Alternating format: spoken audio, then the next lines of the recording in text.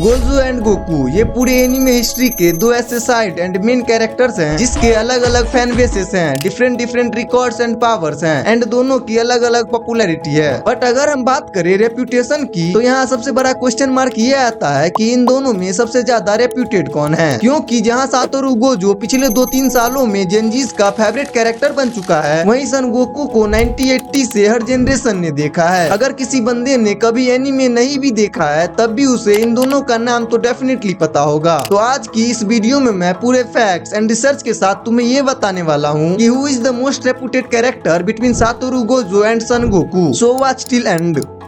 Popularity and global reach. देखो, जहां Satoru Gojo का डेब्यूट एनिमे इंडस्ट्री में जुजुत्सु काइसेन एनिमे के साथ 3 अक्टूबर 2020 में हुआ था, वहीं सन गोकू तब तक ऑलरेडी एक most popular and reputed character बन चुका था। यूनिस्को, नाइकी, लुइस विटॉन जैसे बड़े बड़े ब्रांड तक गोकू का यूज मार्केटिंग के लिए कर रहे थे। बट वहीं अगर हम गोजो की पॉपुलैरिटी की बात करें तो गोजो पिछले कुछ सालों में यूट्यूब पे AMVs, इंस्टाग्राम पे रील्स एंड टिकटॉक ट्रांजिशंस के फॉर्म में ज्यादा पॉपुलर हुआ। और क्योंकि गोजो को इन शॉर्ट प्लेटफॉर्म्स के थ्रू ज्यादा पॉपुलैरिटी मिली तो इसी के वजह से उसके साथ एक छपरी कैरेक्टर का टैग भी जुड़ गया एंड गोजो की रेपुटेशन को एक बड़ा बैकलेस मिला। जहां गोकू ने 2015 में एनिमे का सुपरमैन बन के जापानीज कल्चरल एम्बेसडर का रोल तक ले लिया, वहीं गोजो अपने ही फैंस के वजह से सिर्फ एक ओवररेटेड कैरेक्टर बन के रह गया।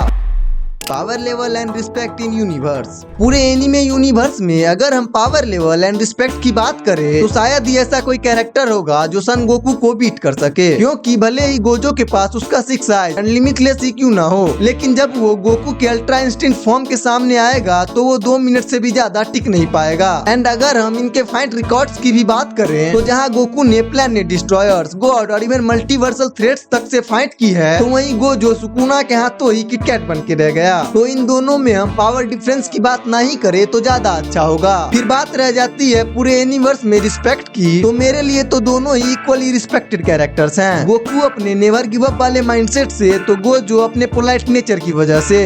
Character depth and symbolism. And now अगर हम बात करें कैरेक्टर डेप्थ एंड सिंबोलिज्म की तो ऑफ कोर्स यहाँ गोजो अपने इमोशनल वेट के कारण जीत जाएगा, क्योंकि गोजो की पूरी लाइफ ही किसी ट्रेजेडी से कम नहीं थी। वो पूरे सीरीज में शुरुआत से ही लोनलीनेस का सिंबल था, क्योंकि वो एक के बाद एक करके अपने सारे दोस्तों को खोता चला गया। सोको, गेटो, नानामी, उसने इन सब को अपने आंखों के सामने खो दिया, जबकि उसकी पूरी फैमिली ही यही लोग थे। और वहीं दूसरी तरफ हमें सन गोकू के कैरेक्टर को कभी इतना वीक दिखाया ही नहीं गया कि उसे दुखों का सामना करना पड़े। गोकू का सिंबोलिज्म ही हार्ड वर्क, डिसिप्लिन और खुद को और भी ज्यादा स्ट्रॉन्गर बनाना था। Influence on other characters and series.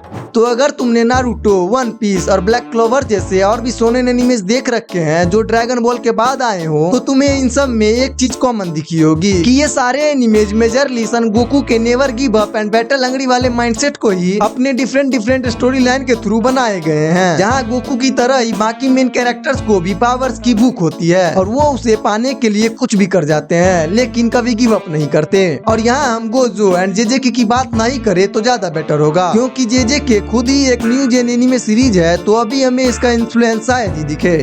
Merchandise and economic impact. अब ये एक ऐसा टॉपिक है जहां दोनों ही कैरेक्टर्स में बढ़िया टक्कर हो सकती है, क्योंकि दोनों की पॉपुलैरिटी में कोई कमी नहीं है एंड दोनों की मार्केट वैल्यू भी ऑलमोस्ट सेम ही है। इवन गोजो एक नया कैरेक्टर है तो उसकी ज्यादा ही होगी, बट गोकू एक ओल्ड कैरेक्टर होते हुए भी यहाँ भी बाजी मार लेता है, क्योंकि ड्रैगन बॉल की सिर्फ मर्च से रेवेन्यूज एज ऑफ 2023 9 से 11 बिलियन डॉलर्स है, जबकि जेजे से ये रेवेन्यूज 1.6 से 2 बिलियन डॉलर्स ही आती है। तो ऑब्वियसली ड्रैगन बॉल से गोकू का इकोनॉमिक इम्पैक्ट ही ज्यादा होगा।